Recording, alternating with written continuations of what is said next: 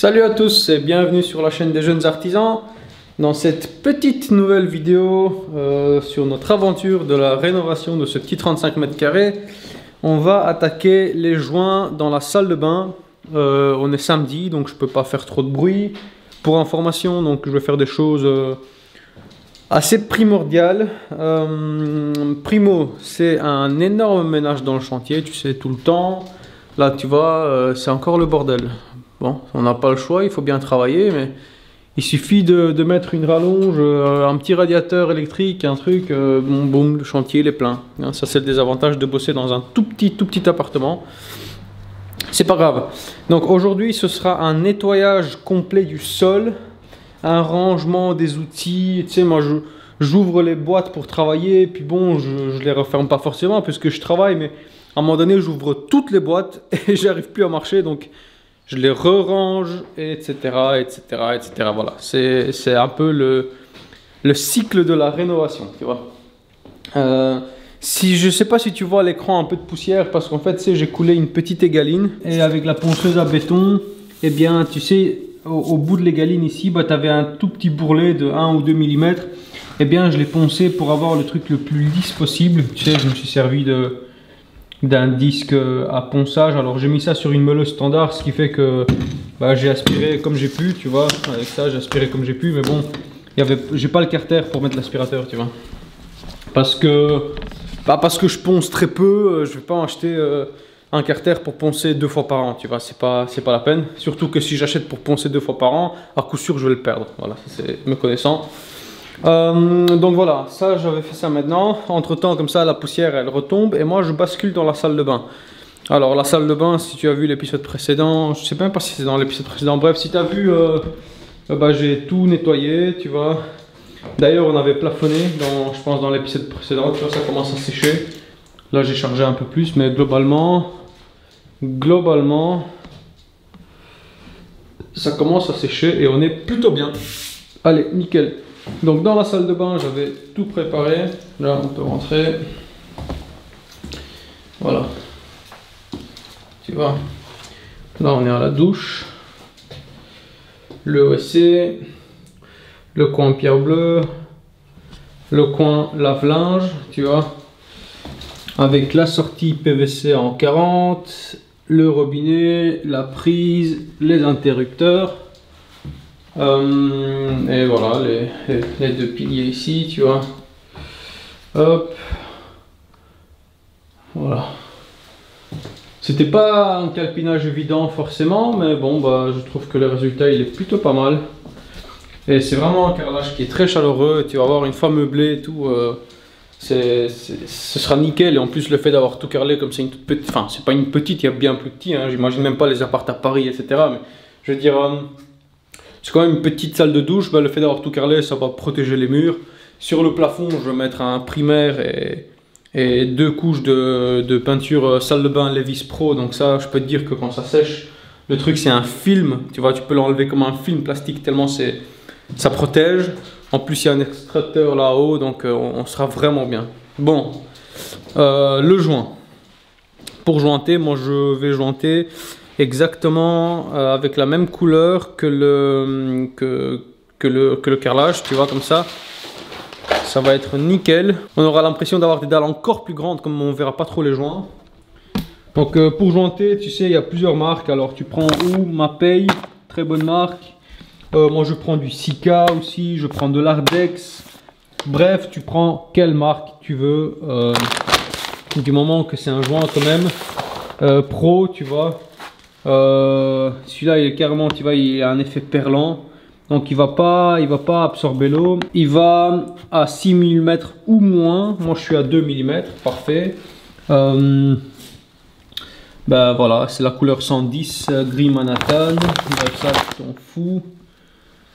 Et globalement c'est tout ce que j'ai à dire avec ça. Bon, moi j'ai pris 2 sacs au cas où. Alors, qu'est-ce qu'il te faut? La panoplie parfaite du petit jointeur, tu vois. Primo, il te faut un seau qui doit être aussi propre que possible. Tu dois pouvoir manger dedans, tu vois. Il te faut quelque chose pour prendre le joint et le mettre sur ta patresse là pour étaler, tu vois. Donc tu prends ce que tu veux. Moi j'utilise ça. Ça c'est le même outil, c'est avec ça que je fais le carrelage. Mais j'adore tellement cet outil que j'arrive pas à m'en séparer. Moi je fais tout avec ça, tu vois. Bref, ça, un seau.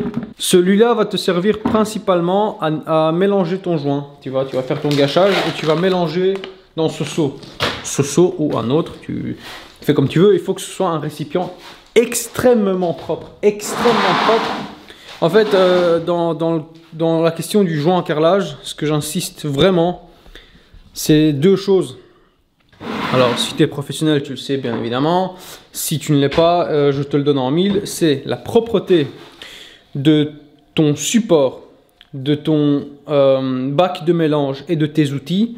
Mais quand je dis propreté, moi j'aime bien comparer ça à l'industrie agroalimentaire ou à la restauration, tu vois. Ça doit être aussi propre que dans un restaurant, tu vois. Si je prends par exemple, comme je t'ai montré, tu vois, cet outil-là, si tu le regardes, là je pourrais mélanger de la mayonnaise avec, que ça se passerait très bien, tu vois.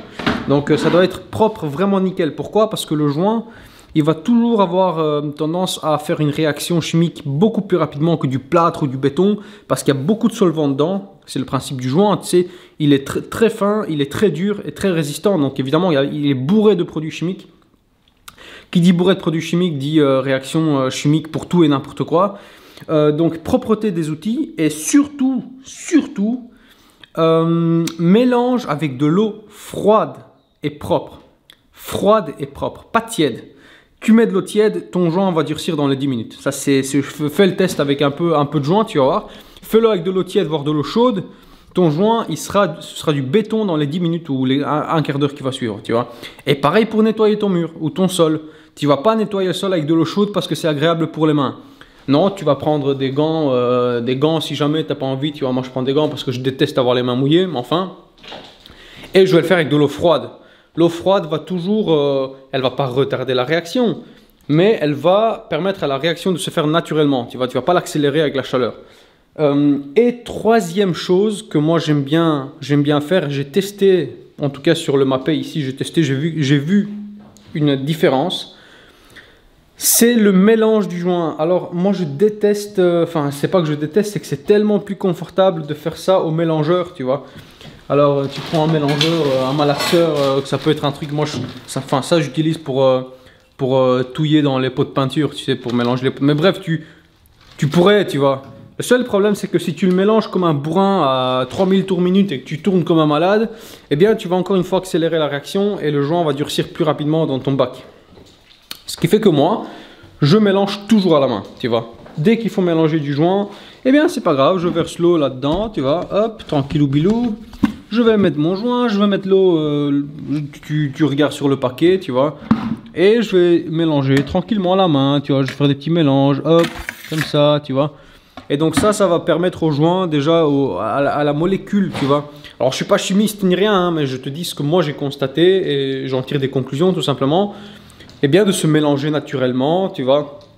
De toute façon, le joint, il est naturellement miscible dans l'eau, tu vois. Donc, ça va de toute façon se mélanger. Tu n'as pas besoin de malaxer, d'en balancer dans tout ton pot, etc. Et puis, non, tu vas faire n'importe quoi, tu vois. Donc ça, c'est mon point de vue, c'est ma conclusion. J'en suis très confiant parce que je travaille comme ça depuis quand même des années et ça se passe très très bien. Bon, le récipient pour mélanger ton joint va être tout aussi important que le récipient pour nettoyer le support sur lequel tu as appliqué ton joint, notamment le sol ou le mur. Alors moi j'utilise un tank. Ça c'est un tank qui a fait quand même, j'ai envie de te dire, quelques kilomètres carrés de joint, tu vois, et pourtant il est très bien, tu vois. Il est sur des roues, parce que tu sais ça, une fois plein d'eau, enfin plein, une fois mis plein d'eau, quand je dis mis plein, c'est qu'en fait on a ici un témoin, tu vois, il faut remplir jusque là, donc il sera à moitié plein. Bah ça pèse, hein, ça pèse. Tu sais, là-dedans, tu vas mettre en litres. Ah, en plus, j'ai un... Voilà, 13 litres, tu vois. Bah, 13 litres, ça fait 13 kilos. Hein. Donc, 13 kilos pour le soulever, le déposer à chaque fois. Donc, il y a des petits trous. Je te conseille d'en acheter. Alors, tu prends quelle marque tu veux. La marque Oxtools reste quand même une marque réservée aux professionnels, tu vois. Mais évidemment, ce sont des très bons outils. Alors, le camion pour nettoyer ton joint. Alors tu vas Là, tu vas dire, ah, il est sale. Non, non, il est pas du tout sale. Il est propre comme tout. C'est juste que, comme moi, ça fait des années que j'utilise. Bah, tu sais, des fois, tu as du dépôt qui s'enlève pas. Mais regarde, là, tu vois, j'ai de l'eau claire. Si je la mets là, l'eau, elle est claire. Hein, donc, c'est parfaitement propre. Après l'avoir stocké, avant de faire mon joint, je passe toujours un coup d'éponge mouillée pour enlever la poussière. Vraiment, j'insiste sur la propreté. Je vais te casser les couilles avec ça, mais j'insiste si tu veux que l'opération se passe bien, tu vois. Ensuite, de quoi est composé un camion à joint? Bah, tout con, vraiment tout con. Les tambours, tu vois. Hop, tout doit être amovible pour pouvoir les nettoyer séparément, tu vois. Et le plateau sur lequel va reposer ton éponge, tu vois. Voilà. Toujours. Donc si tu mets les tambours d'un côté, tu mets le plateau de l'autre, hein, c'est évident, et tu vas comprendre. Et ensuite, tu auras besoin d'éponges. Alors les éponges de camion, ça se présente comme ça. Et tu as toujours une prise, tu vois. Alors bon, celui-là, il est pas nettoyé, mais je ne vais pas l'employer avant de le nettoyer. Et alors tu vas faire quoi? Hop, tu vas verser l'eau jusqu'au témoin là, ce qui va faire que ça va dépasser d'1 centimètre sur le plateau. Tu vas venir, tac, tac, tac, tac, tac, tu vas enlever toute la flotte avec le résidu de joint. Bon là évidemment il bouge parce qu'il est vide, mais tu vas venir enlever toute la flotte et enlever l'excès de joint et refaire ça et enlever l'excès de joint, ce qui fait que ça va être confortable pour la poignée, tu vois. Ça va être nickel, tu vas faire du bon boulot. Alors comment je fais moi? Sachant que des fois tu as du joint noir, tu as du joint gris, du blanc. Eh bien tout simplement j'ai deux éponges, tu vois, regarde, je te la montre. Ça c'est celle avec laquelle je fais les joints foncés. Alors foncé c'est noir. Avec ça j'ai déjà fait du très noir. Et je l'ai nettoyé à fond, mais tu sais c'est tellement pigmenté. Bah, ça va quand même pigmenter ton éponge. Alors même si je la mets dans la flotte claire et que je fais l'essorage ici, la flotte sera hyper claire. Donc il n'y aura même pas une tache de noir. Mais je me sens quand même beaucoup plus à l'aise d'utiliser une deuxième éponge pour mon joint blanc. Tu vois. Donc ça évidemment je ne vais pas l'utiliser. Puisqu'on fait un joint gris, tu vois, je vais utiliser l'éponge pour les joints foncés. Et ça je la garde vraiment uniquement que pour les joints blancs ou alors vraiment genre blanc cassé, beige clair, tu vois. Voilà, moi j'ai deux éponges. Et le plus important, non parce que tout est important, il te faut l'outil pour étaler ton joint, tu vois. Alors moi j'utilise ça, toujours de chez Ox Tools, sponsoring 0%, tu prends ce que tu veux, j'en ai rien à foutre. Alors ça, bah, c'est tout simplement un platoire. Putain, en fait, tu sais comme je connais pas vraiment le nom des outils. Moi je suis plus à la base, je suis technicien, tu vois, mais j'adore faire tout, donc tu sais bien que je fais tout. Donc je connais pas vraiment le nom de cet outil, un platoire en caoutchouc, peut-être. Dis-le moi dans les commentaires. Et alors ça, le fait d'avoir les bords en caoutchouc, tu vois, regarde. Bien, tu vas pouvoir vraiment mettre ton joint dessus, aller sur le carrelage et hop, remplir tout. Tu vas laisser aucune trace, ça va glisser tout seul. Si jamais les joints sont un peu en biseau, etc., bah, ça va épouser, tout va rentrer parfaitement, tu vois. Donc ça va te servir à étaler ton joint sur le mur ou sur le sol. Alors il existe plusieurs modèles, des plus grands, des plus petits, à plateau en mousse, à plateau en éponge, à plateau en tout ce que tu veux, tu vois. Au sol, tu peux même le faire à la raclette si tu as genre 100 mètres carrés, donc tu fais comme tu veux. Bon, je te dis juste la composition que j'utilise et j'ai fait une vidéo qui s'appelle je refais une douche de A à Z. Bref, il y a 2 épisodes avec une nana sur la vignette. Et ben, tu vois bien que quand je fais les joints, j'utilise exactement mon kit de chez Ox là avec exactement les mêmes outils et putain, c'est merveilleux, tu vois. Bon, beaucoup de blabla, mais c'est normal, c'est parce qu'il y a quand même un peu de théorie, tu vois. Tiens, moi je trouve pas ça intéressant de mettre la caméra sur un trépied et de te montrer alors, tu vois, la salle de douche, et bien voilà, hop, c'est janté, tu vois. Bah, oui, c'est un partage, mais bon, je veux dire, tu vas rien apprendre, alors que là, au moins, je te partage un minimum d'informations, même s'il y a des chaînes qui font ça... j'ai pas envie de dire bien mieux que moi pour me rabaisser gratuitement, mais qui font que ça. Et évidemment, ils sont beaucoup plus complets, ils ont beaucoup plus d'expérience. Je pense notamment à Caro Tuto et autres. Donc, allez-y, hein, faites-vous plaisir si vous voulez vraiment plus d'infos sur du carrelage.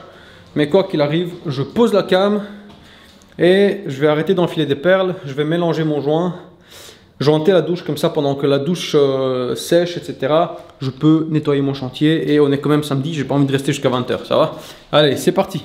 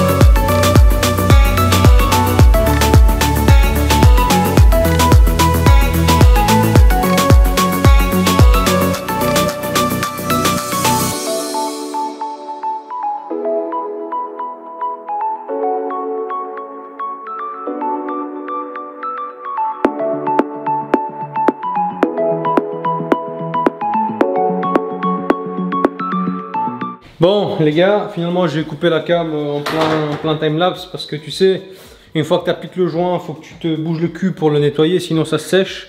Et si jamais il a le temps de sécher en plein milieu de dalle, bah là t'es quand même mal quoi, il faut frotter comme un malade. Oh putain la cam. Sorry. Donc je viens de passer, alors c'est pas le dernier coup à l'eau, tiens je te montre pendant que je t'explique. Alors c'est pas le dernier coup à l'eau, loin de là, mais au moins tu vois le gros étant enlevé, tous les petits trous, tu vois il reste 2-3 petits trucs mais ça c'est rien du tout. Tu vois tous les petits trous là sont remplis, tout est jointé nickel. Alors faut savoir que moi dans les périmètres des sols je fais un joint de silicone, tu vois.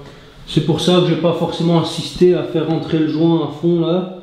Parce que de toute façon, je fais un joint de silicone tout autour du périmètre, tu vois. Donc c'est pour ça que voilà, le périmètre il n'est pas forcément jointé à fond, mais c'est normal. Et globalement, bah, sinon, faudra passer un dernier coup à l'eau. Parce que je sais pas si tu le vois sur la cam. Ouais, on voit encore des taches blanches là, comme ça sèche, tu vois. Mais quand c'est comme ça, tu peux te permettre de le laisser parce que ça partira même au chiffon sec, tu vois. Regarde, pareil ici. Comme ça, en off évidemment, j'ai déplacé toute la cuisine. Je l'ai déplacé là, tu vois. Comme ça, moi entre temps, bah, je pouvais, enfin, j'ai préféré tout faire en même temps. Ici, ce sera fait en deux phases parce qu'il y aura des plaintes. Mais les plaintes, je vais les mettre après avoir installé le meuble. Comme ça, je m'arrête bien dans le meuble à chaque fois. Et je vais rejointer les périmètres. Mais ça, c'est vraiment, je vais faire ça à la spatule, tu vois. Voilà, globalement, on est bueno. Ok, bon, pour moi, mine de rien, ça a pris quand même pas mal de temps. Parce que tu sais, c'est du chipot, hein. Il est 16h12, on est samedi. J'avais envie de faire un énorme nettoyage du chantier parce que là c'est un peu le Bagdad, tu vois. Je vais évidemment pas le faire pour la simple et unique. Alors j'en ai envie, j'ai encore un tout petit peu d'énergie et je sens que pendant encore 1h30, si je peux tirer dedans, ça peut aller. Le seul problème c'est qu'on est samedi, il y a des voisins en dessous, moi je peux pas forcément allumer l'aspirateur, enfin un minimum de respect. Dis-toi que même en pleine semaine, max à 17 h j'arrête le bruit parce que bon voilà, faut quand même respecter les voisins et puis on a des règles à respecter, tu vois. Donc tant pis, ça me fait un peu mal au cœur, ça restera comme ça jusqu'à lundi matin. Par contre lundi matin, première chose que je fais quand je rentre, oh bordel, je vais tout ranger, tout aspirer et passer un coup à l'eau, un énorme coup à l'eau. Et pendant que ça sèche, j'irai peut-être acheter les dressings, je verrai. Ça va? Allez, moi je te dis à la prochaine, quoi qu'il arrive. Abonne-toi, like, commente, tout le bordel. Tu sais que tout me fait plaisir et tu sais que j'essaie de te répondre et de communiquer avec toi. Et moi je te dis à la prochaine. Salut!